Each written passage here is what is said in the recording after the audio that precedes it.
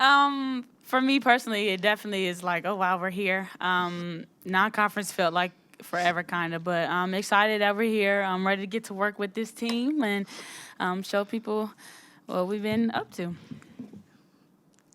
Sarah, how much of an emphasis was it? Y'all were undefeated Hmm. coming into it. How much was that an emphasis to be undefeated through non-conference? I think we took it one game at a time, one win at a time. And now going into conference, everybody's back 0-0. So we take it one game at a time. And after that, we'll go to our next game and next game after that. But to go undefeated, this is like the second time I probably had a start kind of like this. So it's a blessing, and it just shows what this team can do.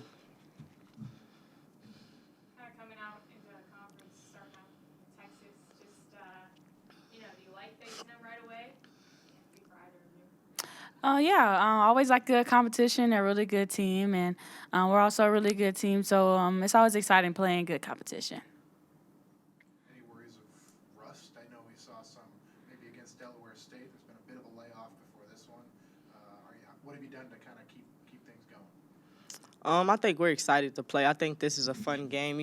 Basketball is fun, and I think we realize that this is about to be a game. We're gonna have to battle. The Big 12 this year is a special conference, and we've added some great teams. But most of all, I don't think we're gonna come out with no rust because I think you've seen games like this. We come out like shot out of a rocket, like.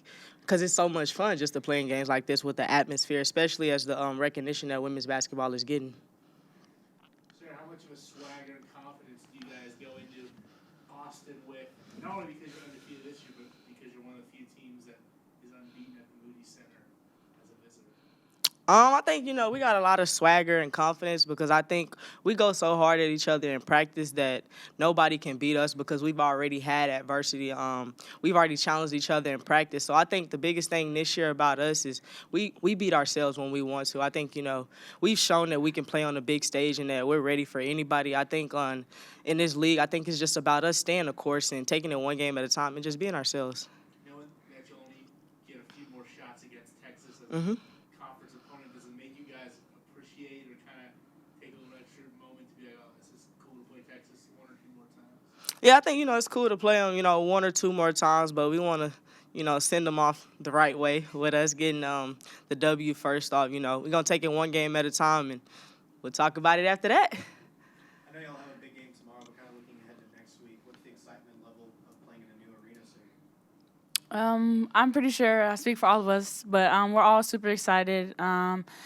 We're excited to start new traditions in that gym and just having that first game in there. I think you were just ready to get going. When you've had all that time off, how do you continue that momentum that you guys had in the first half of that season before the break? I think, like she said, we go at each other all the time in practice. But if we just keep our foot on the gas, keep that same mentality like we do in practice, and I just forgot what I was about to say. But continue to be us. We're good. We don't stress the big things who we're playing. As long as we focus on us, we're good. Sarah, you mentioned y'all go hard at each other in practice, and Bugs can attest to that. And for that, how much did it mean to the team? What kind of lift was it when she came back and had a double-double just less than 48 hours after practice? I mean, she gonna wear that mask every game if you ask me. But nah, Bugs is gonna be Bugs. She's one of those people that you know what she's gonna give you. She's gonna play hard every game, no matter who the opponent is. She's who you want to be on the team with. But that game without her, we played for her, and then she came back and she did what she did. We love playing with Bugs, but we love playing with each other most of all. We don't ever want to see anybody go down, but we were happy to have her back. Sarah, going back to Foster Pavilion for a second. I mean, when you were first recruited here, it was probably talks that this arena was going to open, and Mac hit on that. He wants this for you guys. Like, he wants this for the seniors, for student athletes. So how cool is it to kind of see it all come together and then to get to play over there? Like you said, I think you said it when I was first getting recruited. I think they were just talking about breaking ground or whatever, but how quickly they got it built was crazy. I think we have a special opportunity. We have a chance to be the first team that gets to hang a banner in there. So I think that's what's so special about it. We have a chance to leave our own mark on it. We're excited to play in there, but we're gonna first take on Texas, and then after we take on Texas, we'll worry about TCU. Sarah, if you're talking to one of your newer teammates on the team and they were to say, how does the intensity change when you get to conference? What are some things you've learned about just, when you turn the page to Big 12? Everybody's 0-0. That each team in the Big 12, no matter what their record is, everybody's very good. Like, this is a very tough league to play in. You're gonna be in basically a tournament, NCAA tournament game every night. So we got to come ready to play.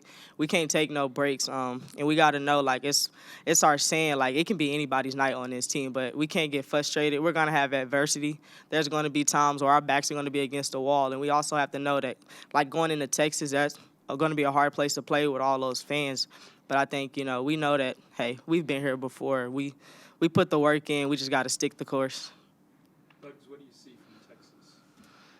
Just a hardworking team. We got to come with our A game. And like I said before, we have to focus on us. Like that, they are our opponent, and we know they're a really good team. But we really have to focus in on us and stay true to what we do, because when we do that, we can win. Sir, I know that Rory is kind of questionable, I think, for tomorrow, but whether it's her or the freshman, I guess, do you relish going against a really good or highly ranked guard like that? Does that get your juices flowing a little bit more? Basketball is basketball. I think, my juices flow against anybody, but most of all, I've watched Roy since she was AAU, played against her in AAU. She's a special player that gets it done on both ends of the floor. They have a good freshman, like you said, this year, too. Texas is a really good team. I think, it's going to be a fun game, and I love, like, the battle of the guards, the battle of the post. I think, we match up very well, and Texas is a special team. Thanks, ladies. Thank you. No, and I think it's Texas, so it wouldn't matter. I mean, you can throw out the records. I don't think the records matter when Baylor and Texas play. So, I think two really, really good teams, and it should be a really good matchup. Nikki, did you know that coming in, or was that something you learned about Baylor, Texas? Well, I honestly think there are two teams you universally don't like, no matter where you're at in college athletics, and it's usually Notre Dame and Texas. And I think, most of the places I've been, we've been an underdog anyway, whether it was Louisville or Arkansas. And so you kind of look at those teams as the big dogs. And I don't mean that in just women's basketball. I think that's universal. And so I've known Vic a really long time. When my husband got his first head coaching job, that's when Vic became Gary Blair's defensive coordinator. He replaced Tom, and so, contrasting styles, but just as effective. So, I think it's pride. It's pride in recruiting. It's pride in wanting to be the best team in the state. And I don't think we're the only two teams that feel that in the state, obviously, but I think it's a big part of it. Coach, how much, confidence and swagger does this team go into Austin with? Not only because you guys are undefeated this year, but because you have, decent amount of players who went in there last year and beat them as well. Yeah, I hope we're confident. I hope we don't walk in there with a lot of swag. I hope we leave with swag. Texas is good enough to make you look pretty bad. And so I think we have to do what we've done all year to be good. We just have to do it at a little better. It's going to be the most physical game we've played all year, and it won't be close. We'll be fighting for our lives on the boards. We did last year. I think Texas this year is scoring way more. Regardless of if Taylor and Rory are in or not in, they scored 97 without them. Against a pretty good Jackson State team that got 24 offensive rebounds on them, and they still scored 97 points. So, I think they aren't running a lot of different stuff, but Maddie Booker is a really special freshman, and so I hope we go in there confident with our prep, with a belief that we can go in there and beat them for a lot of reasons. But I hope we compete on every possession and play like we don't have anything to lose because they're on their home court and they're the higher-ranked team. Coach Nikki, you're one of the top teams in the nation, both offensively and defensively. From your experience, just how hard is it to find that kind of balance, 11 games into the season or however long? Well, I think our first year we were in that situation, offensive efficiency, defensive efficiency. It was just different, and we had such good rim protection that first year.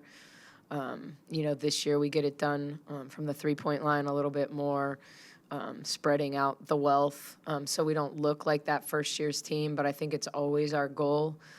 We don't want to be a team that you talk about offense. We don't want to be a team you talk about defense. We want to be a complete team, and that takes being able to win games however you need to win them. And I know I've said that before, but it doesn't mean that it doesn't. When we don't execute offensively, I'm not like my stomach isn't rolling. Even if we're playing great defense, like I want to look good on both sides of the ball in every possession. And so you don't coach a perfect game, you don't play a perfect game, but I think that's what I always strive for, for this team. And so I still just don't think we've played our best game, and hopefully we don't, until March. I hope we keep getting better, and figuring things out little by little. I think, you need to make shots against them when you get open shots, because you don't get a lot of them against Texas. I think you need to the best of your ability, give them one shot, and have the right people shooting the balls in the right spots so you have a chance to rebound them. Does that break concern you, and how do you kind of knock off the rest, I guess? Yeah, I mean, of course.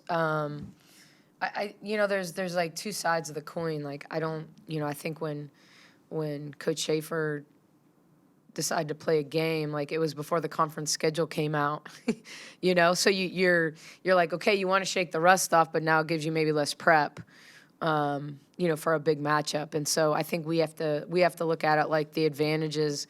We were able to start preparing for them. Certainly we didn't play a 40-minute game, but I did try to shake the rust off with some practice. And it was a little ugly, and I thought we started to really, kind of get back to looking like we didn't take 4 days, 5 days off. These guys get it back pretty quickly. When did you bring them back?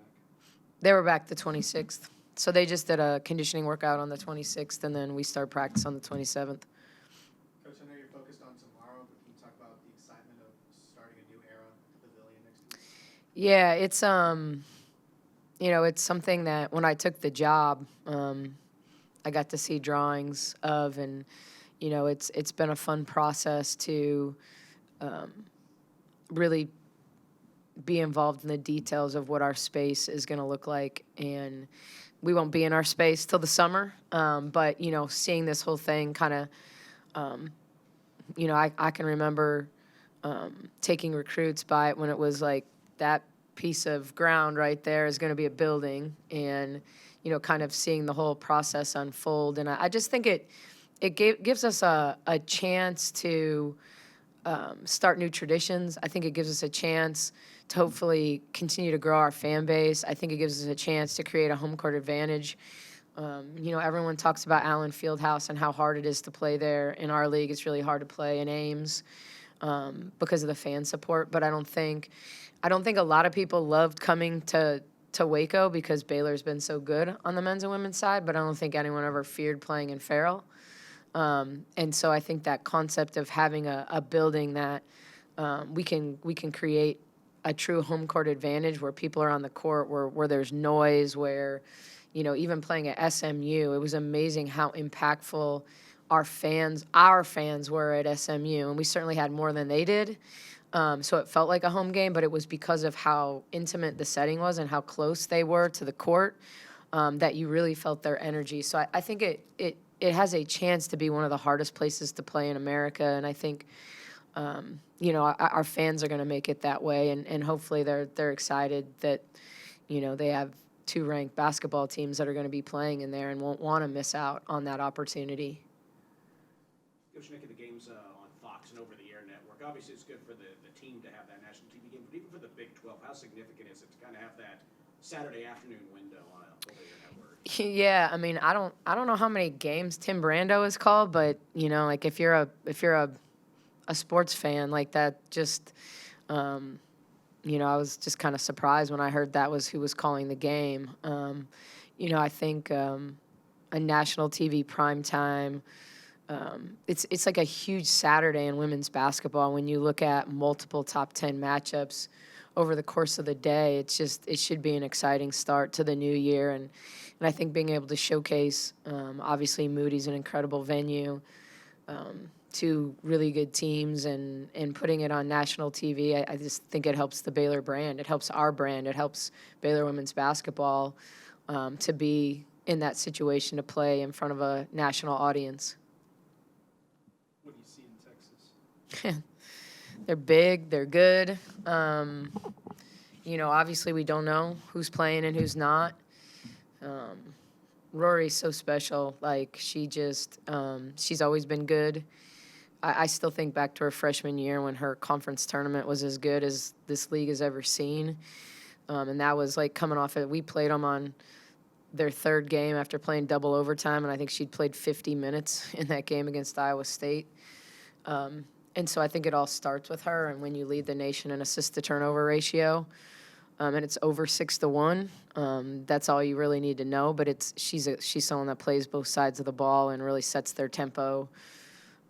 Shaylee's hot. I mean, Shaylee's shooting the ball really, really well. Gonzalez, I think I read that she's top 10 in scoring total points in her career right now.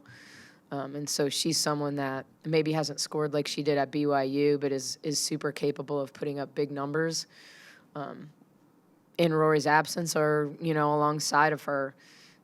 Maddie Booker is one of the best freshmen in the country. I know we're talking about Hidalgo and Williams and Juju Watkins, they're incredible, but Maddie Booker's pretty complete. She's so comfortable to her pull-up game. She's got size. She plays multiple guard positions. They don't play her at the power forward, but that's what she played with USA Basketball, so she can play all over the place. And then they just have size and athleticism inside. I mean, Taylor Jones is shooting over 70%. Phi gets on the glass. Amina Muhammad comes after you on the glass, over 3 offensive rebounds a game. So sometimes their best offense is their second chance points, getting on the glass, second and third. And then they just get after you defensively. So, just they're physical. They make the official blow the whistle. They're going to be that physical. And it'll matter how the game is called. I mean, it'll absolutely matter how the game is called. They'll run through screens. Is it an illegal screen? Or, what are they going to call? And I think the physicality of the game, I think sometimes when you play that physical that they're not going to put a whistle on it on every possession. So, you have to be playing Texas is half the battle is being mentally tough enough to play through fatigue, to play through mistakes. Your sudden change has to be good. You're going to turn it over against them. Do you get back? The play of the game last year was a rundown block that we turned into a layup that looked like 2 for them that we ran down. It takes you got to compete on every possession, and they'll wear you down. How was Asia? Asia's going to give it a go. She's been in kind of return to play protocol from a foot injury, and we're just going to try to be really, really careful. This game is big, but, we also want her for the duration of the season, and so, not trying to put too much on having her ready if she's not. So, but she'll be suited up tomorrow. Thanks, Coach. Thank you.